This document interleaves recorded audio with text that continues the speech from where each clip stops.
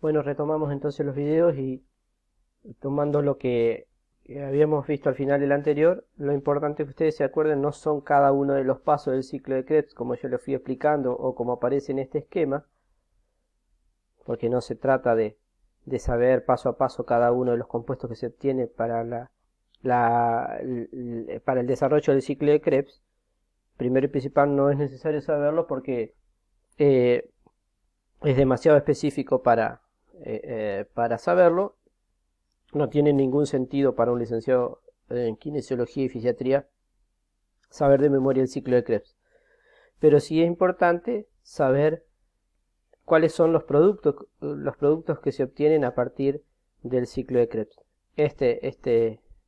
Por cada mol de piruvato que ingresa en el ciclo de Krebs, cuáles son los, los productos obtenidos, eso sí es importante, ¿sí? Bueno, vamos a continuar. Vamos a ver ahora lo que se denomina el transporte electrónico, ¿sí? Cuyo objetivo es conocer los transportadores electrónicos que participan justamente en el transporte electrónico.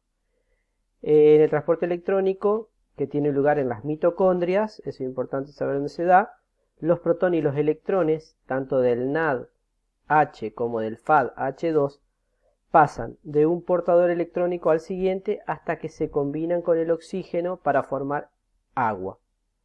Es decir, fíjense, los protones y electrones van pasando de un transportador electrónico al otro hasta que puedan combinarse con el oxígeno para formar agua. ¿Por qué pasa esto? Es como que el transportador electrónico lo que hace es bajarle la energía tanto a los electrones como a los protones para que se puedan unir al oxígeno y formar esa molécula de agua. Transportadores electrónicos. Bueno, el sistema de transportadores electrónicos se compone de 4 tipos de transportadores electrónicos. Tenemos el complejo hierro-azufre. Son grupos de proteínas dentro del transporte electrónico que contienen iones hierro y sulfuro inorgánicos y cadenas laterales de cisteína. La cisteína, ¿sí? Es una estructura que tiene un grupo sulfidrilo. El hierro del complejo hierro-azufre se puede reducir a hierro 2, ¿sí? U oxidar a hierro 3. Entonces, cuando los electrones sean aceptados o cedidos respectivamente, o se va a oxidar o se va a reducir, ¿sí? Entonces, acá vamos a ver el esquema. Fíjense, tenemos el hierro 2 o el hierro 3.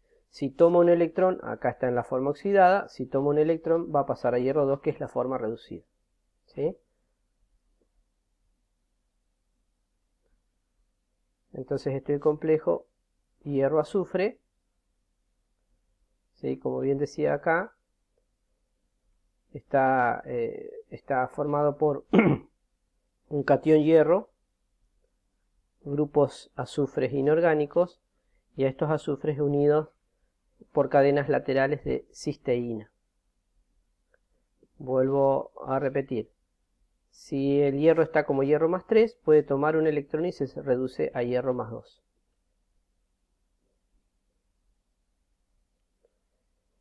El segundo transportador electrónico es la FMN, flavina mononucleótido. Es una coenzima derivada de la riboflavina, que era la vitamina B2. En la riboflavina el anillo se une a un ribitol, que es el polialcohol, si recuerdan lo habíamos visto anteriormente, que se obtiene por reducción de la ribosa. El producto de reducción es la FMNH2, o sea, flavín mononucleótido hidrogenado sería así. El tercer transportador electrónico se denomina coenzima Q, o Q directamente. Es un derivado de la quinona, que consiste en un compuesto cíclico de 6 átomos de carbono con 2 dobles enlaces, 2 grupos cetonas unidos a una cadena hidrocarbonada. Ya vamos a ver la figura. La coenzima Q se reduce cuando los grupos cetona de la quinona aceptan protones y electrones. Acá vamos a ver El transportador electrónico FMN consiste en un sistema que incorpora un anillo de flavina, que es el centro reactivo, una cadena ribitol y un grupo fosfato. Acá está el FMN, flavina mononucleótido, la flavina, el ribitol, ¿sí?, y el grupo fosfato. Cuando toma hidrógenos y electrones, se reduce, ¿sí?, formando la flavina mononucleótido dihidrogenada por la incorporación de estos dos hidrógenos que en esta parte no estaban. El transportador de electrones coenzima Q acepta electrones de la flavina del FADH2 y el FMNH2 y los transfiere a los citocromos.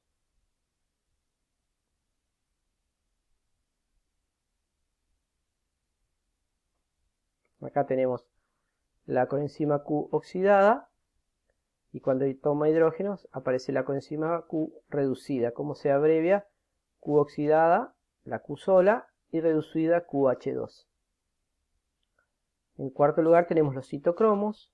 ¿Qué son los citocromos? Son proteínas que contienen el ion hierro y el grupo hemo, al igual que la hemoglobina. Los diferentes citocromos se designan con la letra A, B, C. A continuación de su nombre tenemos citocromo B, citocromo C1, citocromo C, citocromo A y citocromo A3. O sea, tenemos 5 citocromos: citocromo B, citocromo C1, citocromo C, citocromo A y citocromo A3. En cada citocromo el hierro 3 acepta un único electrón para formar hierro 2, oxidándose de nuevo a hierro 3 cuando los electrones pasan al siguiente citocromo. Acá tenemos el esquema. El cromo 3 va a tomar un electrón, va a pasar a cromo 2. ¿Sí? Cuando este electrón pasa al otro citocromo, vuelve a cromo 3. Perdón, dije cromo. Hierro 3, perdón. Hierro 3 toma un electrón, ¿sí?, y pasa a hierro 2. ¿Sí? Cuando este hierro 2 libera el electrón, vuelve a hierro 3. No sé qué estaba pensando, que estaba pensando en el cromo.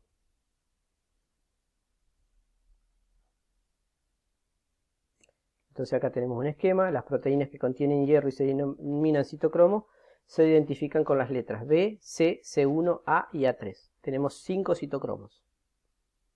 Por supuesto que esta es la estructura química y solamente mírenla porque no tienen que saberla ni nada por el estilo. ¿En qué consiste la transferencia electrónica? Bueno, voy a tratar de resumírselos lo más posible para que les quede sencillo, pero acá tenemos un esquema.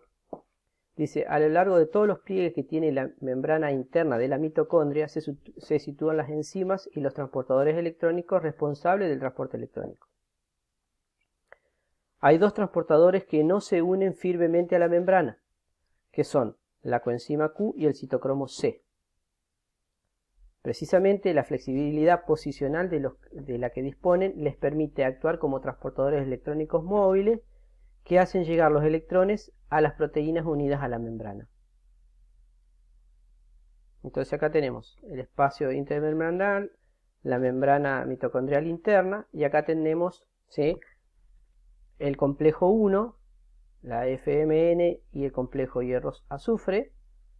¿Sí? Tenemos el complejo 2, el complejo 3 formado por citocromo B, el otro complejo hierro-azufre y el citocromo C1. ¿Sí? Después tenemos el complejo 4 formado por el citocromo A y el citocromo A3.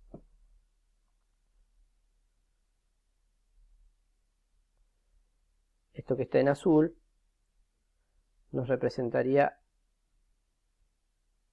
la coenzima Q y el citocromo C, que son móviles. El complejo 1. Vuelvo acá a demostrarles el complejo 1, FMN y el complejo hierro-azufre.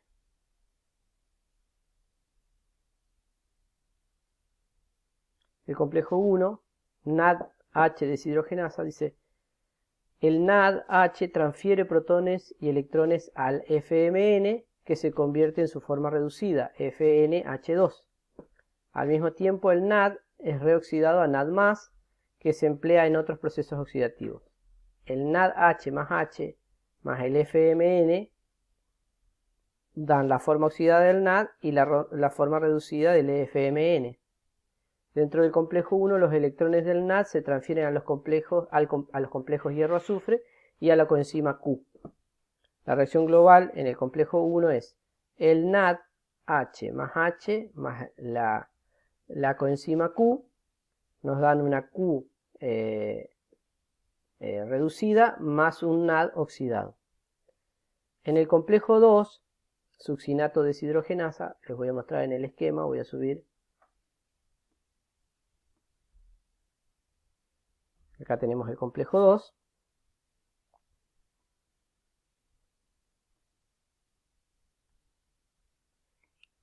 Se emplea específicamente cuando el FADH se genera en la conversión del succinato a fumarato dentro del ciclo de Krebs. Los electrones del FADH2 se transfieren en la coenzima Q para formar QH2.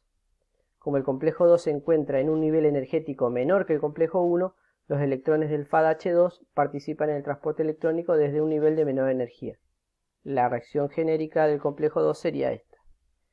El complejo 3, que está formado por la coenzima Q y el citocromo C reductasa, les voy a mostrar. Acá, el complejo 3, coenzima Q y este complejo de citocromos.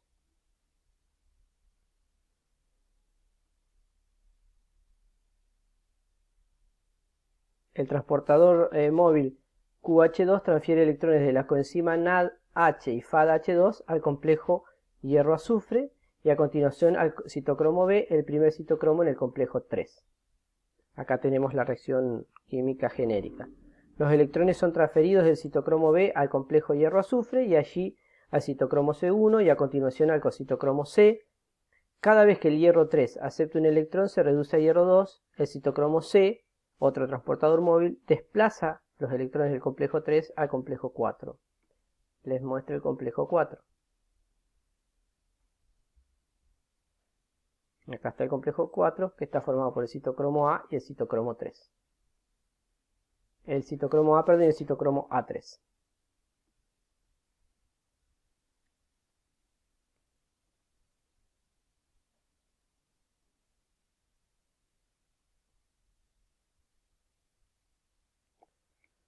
El citocromo 4, citocromo C oxidasa. En el complejo 4 los electrones se transfieren del citocromo C al citocromo A y por último al citocromo A3. En el último paso del transporte electrónico los electrones y los protones se combinan con el oxígeno formando agua. O sea que, como decíamos nosotros, justamente el transporte electrónico lo que hace es bajar la energía de los electrones para que después se puedan unir el hidrógeno y el oxígeno formando agua. ¿Sí? Acá tenemos las etapas del transporte electrónico, ¿sí?, en la mitocondria.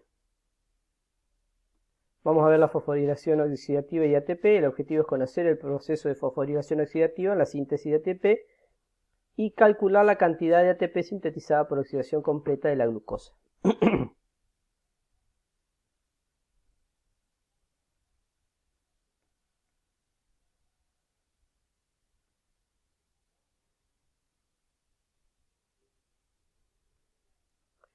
Bueno, vamos a ver el modelo quimiosmótico. Peter Mitchell, que recibió el premio Nobel de Química por esta teoría, que se llamó modelo quimiosmótico, lo que hace es conecta la energía del transporte electrónico con el gradiente protónico que dirige la síntesis de ATP. En este modelo dice, 3 de los complejos del transporte electrónico, el complejo 1, 3 y 4, se extienden a lo ancho de la membrana interna con un extremo en cada complejo de la matriz y el otro extremo en el espacio intermembranal. En el modelo quimiosmótico, cada uno de estos complejos actúa como una bomba de protones, enviándolos al espacio intermembranal fuera de la matriz. El aumento de protones en el espacio intermembranal disminuye el pH y crea un gradiente de protones. Como además los protones están cargados positivamente, el bajo pH y la carga eléctrica del gradiente de